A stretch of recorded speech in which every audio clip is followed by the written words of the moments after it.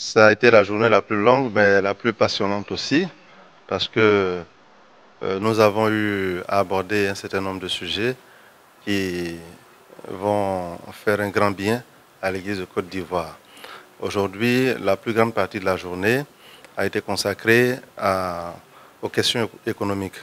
Donc, le secrétariat permanent pour les, les questions économiques a exposé, a présenté le bilan de l'année écoulée et aussi a présenté le projet de l'exercice de l'année à venir. Alors, le bilan est positif. Vous savez, aujourd'hui, l'Église de Côte d'Ivoire, en matière d'autonomie, a un certain nombre de produits, tels que le Fonds national catholique et le Fonds de pension du clergé. Il y a la péréquation pour les intentions de messe. Et dans la présentation de toutes ces entités-là, qui ont été très bien détaillées, dans une présentation très claire du secrétariat permanent, nous avons pu comprendre que nous sommes vraiment sur la bonne voie et que, on va dire que les signaux sont au vert. Voilà, on ne va pas exagérer, mais les choses vont bon train. Il y a du travail qui a été fait et aujourd'hui nous voyons beaucoup plus clair. Les choses sont plus précises et cela leur permet de projeter un certain nombre de projets pour l'avenir.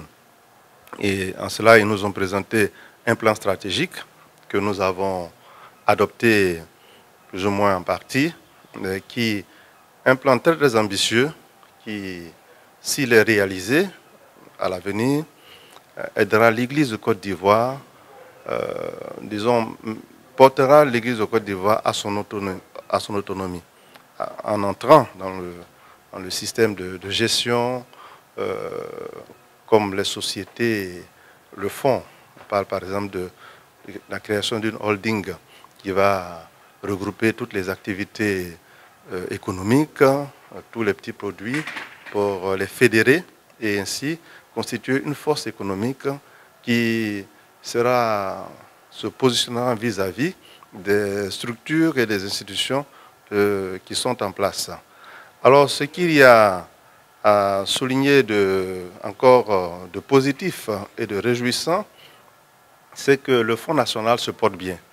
Chaque année, nous évoluons le bénéfice. Bon, ce n'est pas un bénéfice, mais la collecte s'augmente. Cette année, nous sommes à plus de 700 millions, ce qui n'était pas le cas l'année dernière. Donc, depuis que le fonds a commencé, nous avançons. Aujourd'hui, nous avons la maison, la Cité de la Paix, qui est livrée. Toutes les maisons sont occupées et donc nous sommes entrés dans le fonctionnement de cette Cité de la Paix. Et bon, c'est pas qu'il n'y a pas de bénéfice encore, ça ne fait que commencer, mais les perspectives sont bonnes aussi à ce niveau-là. Et donc le Fonds national va maintenant se consacrer à de nouveaux projets. Pour se rentabiliser, produire des bénéfices qui vont servir à d'autres projets encore beaucoup plus impressionnants, beaucoup plus grands. Tout ça dans le but de l'autonomisation de l'Église en Côte d'Ivoire. Alors nous remercions le Seigneur pour tout ce travail que nous avons pu faire, que les techniciens, en tout cas des personnes de tous bords, nous ont aidés à réaliser, je veux dire la conférence.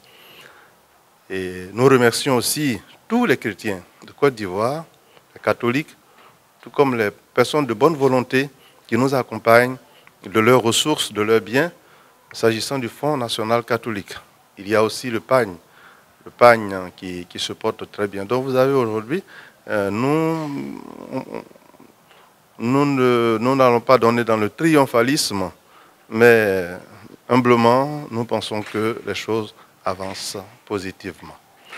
Alors, ce volet économique a pris, on va dire, les 3 quarts de la journée, parce que les sujets étaient très pertinents, très techniques aussi, et ça a suscité beaucoup de réactions à part des évêques pour mieux comprendre. Et nous avons compris pour ce que nous devons comprendre. Et nous nous réjouissons. Cet après-midi, nous avons continué et nous avons abordé un certain nombre de points, non moins importants, que constitue par exemple la question de l'unité universitaire de Yamoussoukro. Alors, le président l'avait évoqué dans son discours inaugural, lors de la cérémonie d'ouverture, de l'idée de la création de l'unité universitaire de Yamoussoukro. La question a été débattue et nous sommes accordés sur le principe, tout en confiant le projet à une équipe technique qui va nous proposer, en tout cas, les maquettes et la faisabilité. Et là aussi, bon, c'est une grande décision. Bon, il appartiendra aux voix plus autorisées d'en donner les détails. Mais ce que nous retenons, c'est que tous nous sommes d'avis, nous sommes d'accord pour enfin créer, pas l'unité universitaire de Yamoussoukro, mais l'université catholique de Côte d'Ivoire. Donc, on a vu plus grand. Nous allons créer une université pour l'Église catholique en Côte d'Ivoire, à Yamoussoukro, sur un site que nous avons acquis, le terrain de Lolobo. Et c'est dans cette université que nous aurons l'unité universitaire de Yamoussoukro qui sera consacrée à la médecine. Voilà. Donc ça, c'est aussi une grande décision que nous avons prise aujourd'hui. Et puis nous avons parlé des séminaires, des questions de nomination, des professeurs du séminaire. Il y a un certain nombre de personnes, de prêtres, qui ont rendu service à l'Église pendant un certain nombre d'années. Aujourd'hui, ils vont être remplacés, ils vont être appelés à d'autres fonctions et d'autres vont les remplacer. Et le processus est engagé. Nous en avons aussi discuté.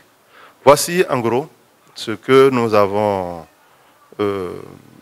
débattu, les sujets sur lesquels nous avons planché tout au long de cette journée. Nous avons mis du temps parce que, comme je l'ai dit, les sujets étaient d'importance et très pertinents et ça engageait vraiment l'Église de Côte d'Ivoire. Alors il fallait bien comprendre pour décider. Voici ce que nous avons fait aujourd'hui.